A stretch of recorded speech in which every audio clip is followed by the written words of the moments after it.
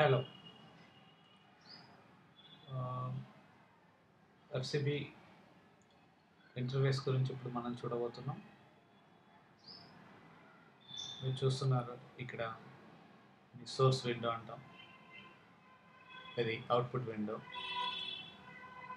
Browser, time line,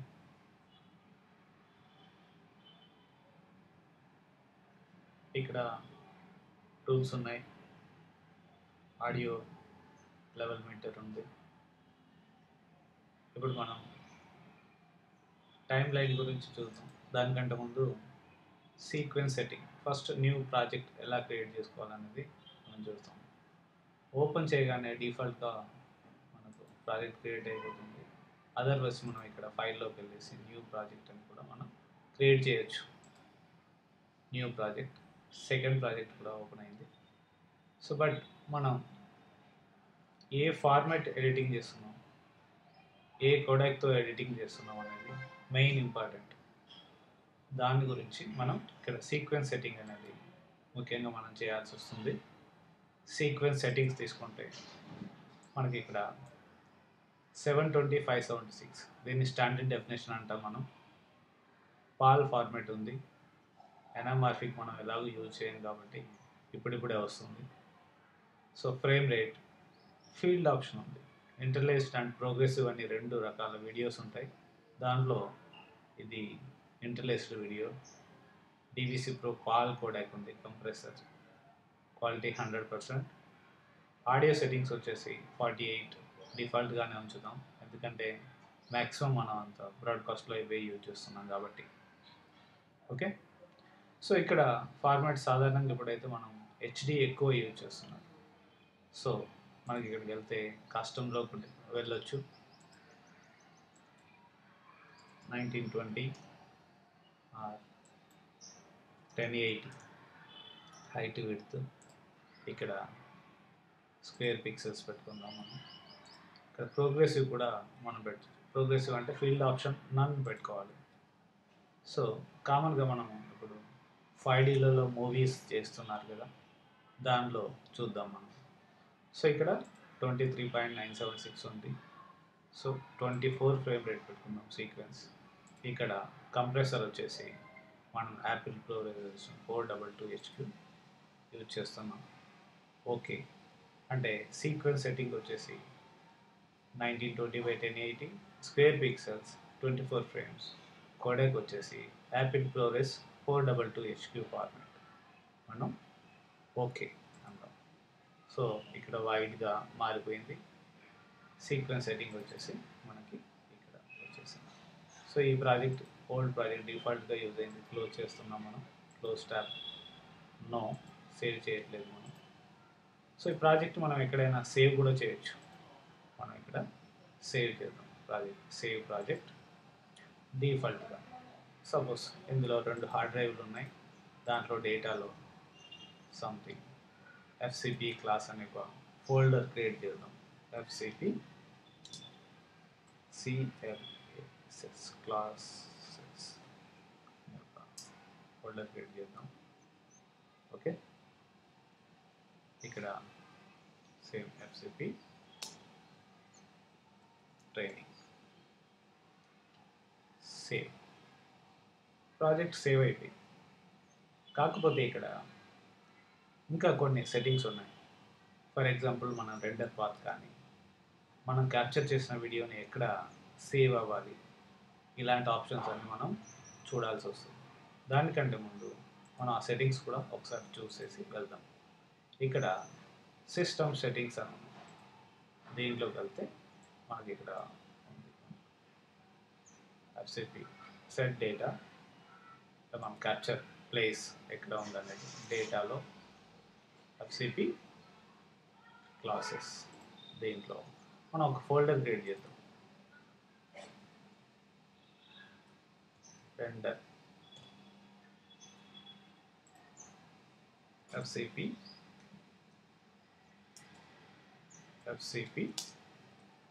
classes render ఒక create చేస్తున్నాం, folder choose చేస్తున్నాం. అలానే wave font, thumbnail, auto save vault కూడా అందులోనే సెలెక్ట్ చేసుకోవాలి. సో మీరు ఒకసారి సెలెక్ట్ చేసుకున్నాక ఇక్కడ వస్తుంది సెలెక్ట్ సేమ్,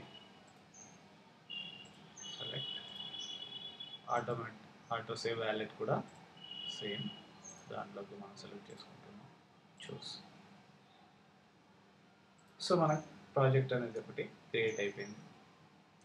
సో మీకు ఇక్కడ టైం లైన్ చూస్తున్నాం. టైం లైన్లో ఫస్ట్ మనం ఏదైనా వీడియో యాడ్ చేయాలంటే ఇంపోర్ట్ చేసుకోవాలి ఫైల్.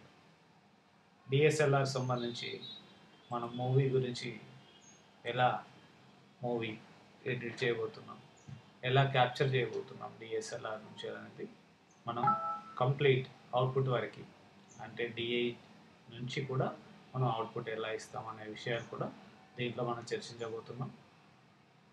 సో ఇప్పుడు డిఎస్ఎల్ఆర్లో జ్యువెలరీ అని ఒకటి ఆల్రెడీ ఫోల్డర్ ఉంది, డైరెక్ట్ ఇంపోర్ట్ చేసి వర్క్ చేయొచ్చు, లేదనుకుంటే లాగ్ అండ్ ట్రాన్స్ఫర్ కూడా చేయొచ్చు.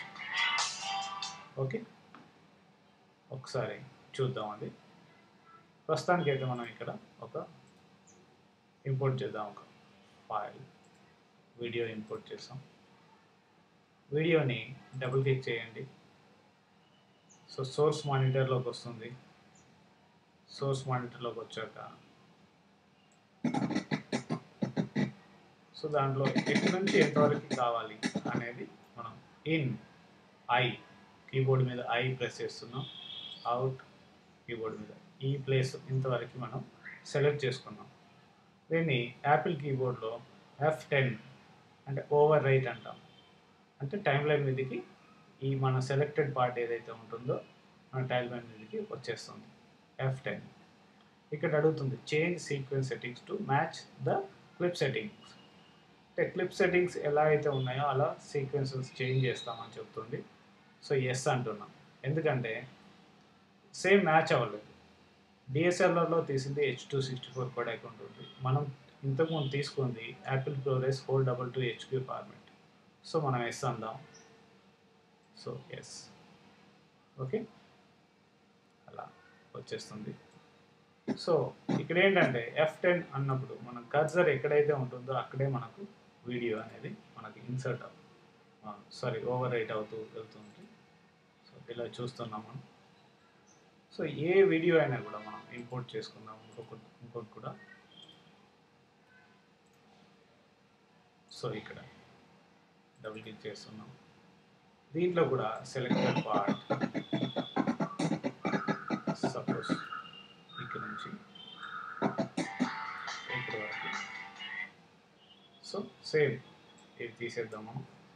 ఇక్కడ అది ఈ షాట్ తర్వాత మనం యాడ్ చేయాలి, మళ్ళీ F10 కీబోర్డ్ పైన. సో మళ్ళీ యాడ్ చేస్తాం. ఇలా మనకు కావాల్సినవి మొత్తం ఎడిటింగ్ చేస్తున్నాం. సో ఇక్కడ కొంతవరకు టైం లైన్ మీద చూద్దాం.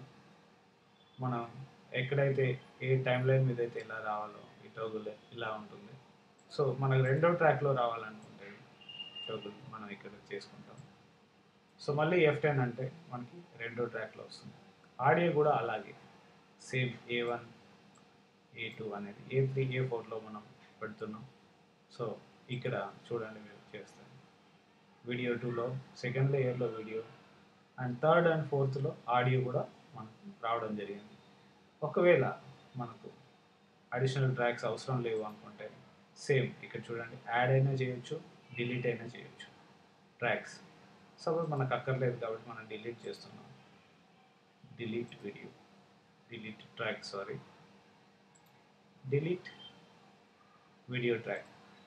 సేమ్ అలానే ఇక్కడ రైట్ క్లిక్ చేస్తే add track, same delete track మన చాయిస్. ఇలా మనం టైం లైన్ మీద వీడియోస్ మనం యాడ్ చేయొచ్చు. సెలెక్ట్ చేసేసి డిలీట్, ఇక్కడ కూడా మనం డిలీట్ చేయొచ్చు. ఓకే, అలానే బ్రౌజర్లో మనం ఇక్కడ view by icons, view by medium icons, view by large icons మన చాయిస్. ఆర్ లిస్ట్, మనం ఇంతకుముందు లిస్ట్ లాగా చూసాం. సో సీక్వెన్స్ నేమ్ కూడా మనకి చేద్దాం, CSS+01 సీక్వెన్స్ నేమ్. సో ఇక్కడ సీక్వెన్స్ నేమ్ మారిపోయింది. అలానే సేమ్ న్యూ సీక్వెన్స్, ఇంకొక సీక్వెన్స్ కూడా మనం యాడ్ చేయొచ్చు. క్లాస్ 02. సో డబుల్ క్లిక్ చేస్తే మనకి ఇక్కడ సీక్వెన్స్ 1 అండ్ సీక్వెన్స్ 2. సీక్వెన్స్ 2లో ఇంకా ఎంటీగా ఉంది. సీక్వెన్స్ 1లో ఈ 2 క్లిప్స్ మనం షార్ట్స్ యాడ్ చేసేబడి ఉంది. సో ఇది ఫస్ట్కి వెళ్ళాలి అనుకోండి, ఇక్కడ నుంచి ఇక్కడ డైరెక్ట్గా వెళ్ళాలనుకుంటే క్లోజ్ క్యాప్ డైరెక్ట్గా ఇలా జరిగిపోతుంది. ఒకవేళ ఈ 2 క్లిప్ల మధ్యలో మనం ఏదైనా షార్ట్ ఇన్సర్ట్ చేయాలనుకుంటే, ఫర్ ఎగ్జాంపుల్ ఇంకొక షార్ట్ని మనం చేద్దాం మనం. సో చూస్ చేసుకున్నాం, డబుల్ క్లిక్. సో మనం F10 అంటే ఓవర్ రైట్ మనం అనుకున్నాం. సో ఇన్ అండ్ అవుట్ ఈ ఏరియా కీబోర్డ్ మీద I, కీబోర్డ్ మీద O, ఇన్ అండ్ అవుట్ మనం చూస్ చేసుకున్నాం. ఇప్పుడు ఈ 2 షార్ట్ల మధ్యలో ఇంకొక షార్ట్ ఇన్సర్ట్ చేయాలి. ఇన్సర్ట్ చేయాలంటే ఇక్కడ కీబోర్డ్ పైన F9 అని ఉంటుంది. F9 మనం ఇక్కడ సోర్స్లో ఉన్నప్పుడు తీసుకొని, ఇప్పుడు F9 అంటే కీబోర్డ్ కూడా ఇక్కడ కీబోర్డ్ యాక్టివేట్ అవుతుంది. చూడండి, ఇక్కడ యాక్టివేట్లో ఉంది, ఇది డిజేబుల్ ఉంది. మనకి ఇక్కడ కీబోర్డ్ కూడా యాక్టివేట్ అవుతుంది. ఇప్పుడు మనం F9 అంటున్నాం. సో రెండింటిని స్ప్లిట్ చేస్తూ మధ్యలో ఇక్కడ edit option, click target tracks, maybe need source interview.